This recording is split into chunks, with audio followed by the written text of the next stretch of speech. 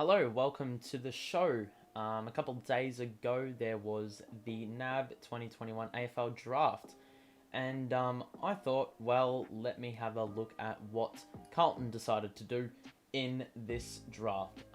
Make sure to drop a like if you enjoy, and subscribe to the show if you're new. We will try to do as much off-season content as we can, but I don't really want to go fishing for it if there is none. Anyway, without further ado, let's dive right in. So first things first, we got Jesse Motlop at pick 27, and I was absolutely elated that Jesse fell to us. There were a lot of good players on the board at that time, but I think this was the best pick if we look at team needs and whatnot. But yeah, he's 179 centimeters tall, 80 kilos, so he is a bit beefy, which I think is a good thing, so he doesn't really get pushed around too much. But he just turned 18, so he was a 17-year-old, played a bit of waffle, I believe. So he's been around senior bodies and he's been able to perform. I believe he kicked 9 goals in 8 games in that, so that's good. He's been exposed to some experience. He plays up the ground. He does a lot of his damage, though, inside the forward 50.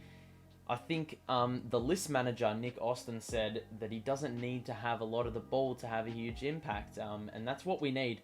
We need someone that can kick, 4 goals with 8 possessions or something along those lines.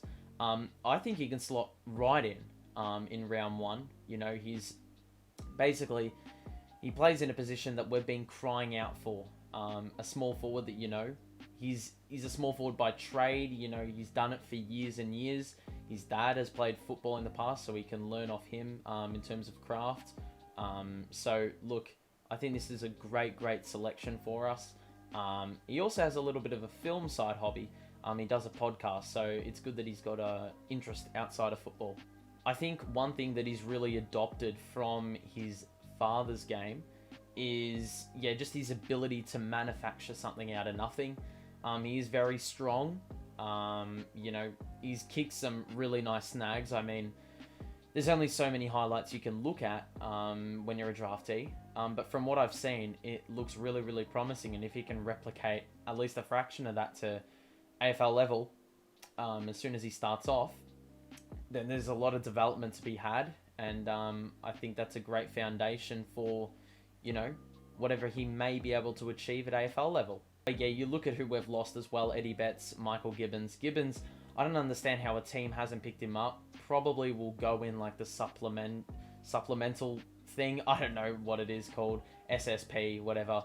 But yeah, Eddie Betts obviously is gone. Hopefully he can be Eddie Betts 2.0. Make some magic. Perhaps own a little bit of real estate in one of the forward pockets. That, Carlton fans will be dubbing the Jesse Motlop pocket. Who knows? But hopefully he can make an impact next year.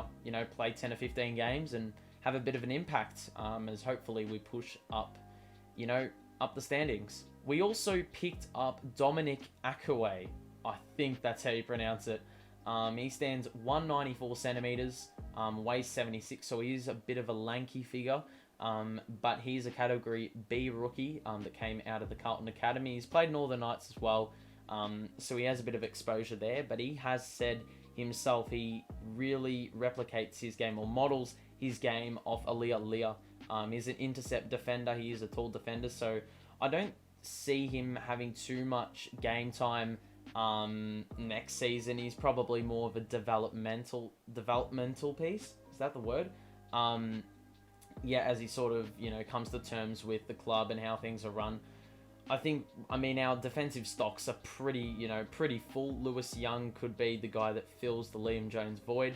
But you never know. This guy could have a ripper pre-season and just knock it out of the park and, solidify a role in the best 22. You just don't know. AFL football is like that.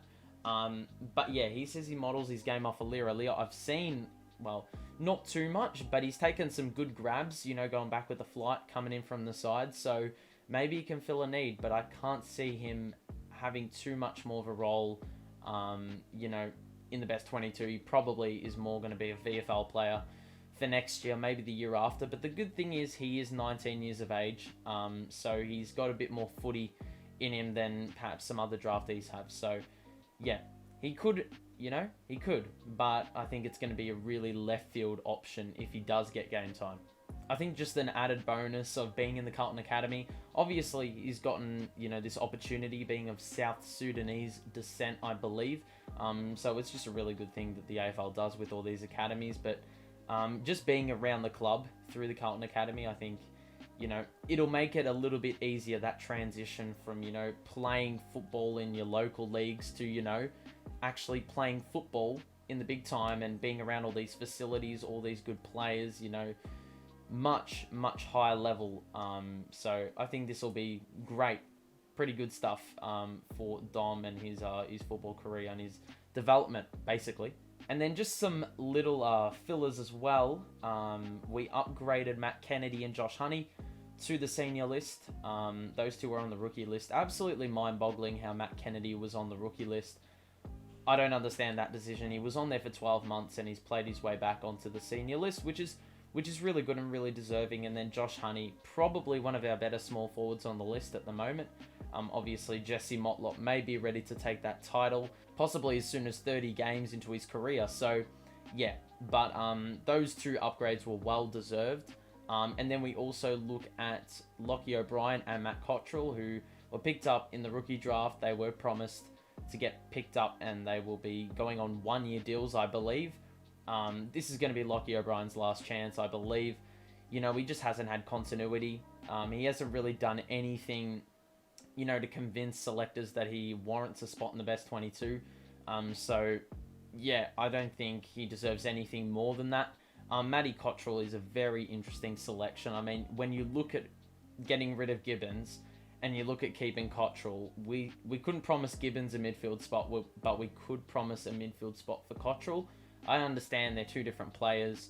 Gibbons is probably more the inside midfield type, even though he didn't get any time in the midfield in his time at Carlton. And Matty Cottrell's an outside wingman, but yeah, he had a pretty ordinary season. So yeah, these guys didn't deserve didn't deserve anything more than 1 year deals. But yeah, that Matty Cottrell selection is a bit iffy. I haven't given up on Lochie O'Brien just yet. I still feel that he could play a role.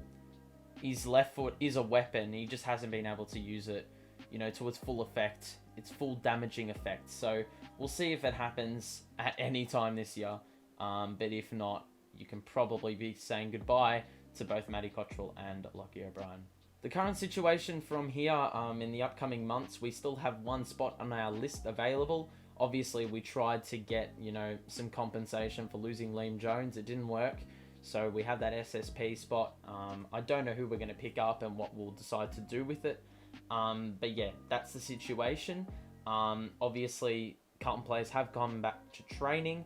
And that is, they'll just be going to work. Obviously, Mickey Voss, senior coach, hopefully he can adopt a new game plan that, revitalizes our players, gets the best out of our players, helps this ascension to the top of the table. He's hoping, fingers crossed. But yeah, that's really about it. They'll go off for Christmas and then they'll just go from there. It'll be the pre-season games, and then before you know it, we'll be back at round one. So yeah, it's really exciting. I'm really excited to see what these new acquisitions do on what scale, really. VFL level, AFL level. Yeah, it's really up for debate. But yeah, I can't say I'm not excited to see what these guys will do. Anyway, hope you enjoyed this. Make sure to drop a like on the show and subscribe. We love your support. But that's going to be it from me. Have a great rest of your day. And I will see you all next time. Peace out.